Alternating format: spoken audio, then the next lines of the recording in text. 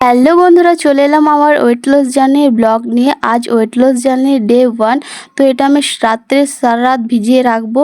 তো আমার প্রত্যেক দিনের রুটিন একই থাকবে না, কিছু কিছু আলাদা আলাদা হবে। তো সকালে উঠে খেয়েছিলাম 1 গ্লাস জল, তার কিছুক্ষণ পরে খেয়েছিলাম গরম জলে বেসেল সিড। তার কিছুক্ষণ পরে আমি সকালে টিফিনটা করেছিলাম 2টো রুটি, আর হয়েছিল সয়াবিনের তরকারি, আর ছিল পেঁয়াজ। তারপর কিছুক্ষণ পর আমি লেবু দিয়ে এই ড্রিঙ্কসটা খেয়ে নিচ্ছি। তো এই ড্রিঙ্কসটা তোমাদেরকে পরে রেসিপি শেয়ার করে দিব। আর দুপুরের খাবারে ছিল 1 বাটি ভাত, সবজি, শাক ভাজা আর স্যালাড আর ডাল। তো তারপর আমি বিকেলবেলায় চলে আসি এক্সারসাইজ করতে। তো আমার এক্সারসাইজ এখন হয়ে গেছে, তা আমি এবার খেয়ে নেব গ্লুকন-ডি, কারণ একটু এনার্জিটা লো লাগছে।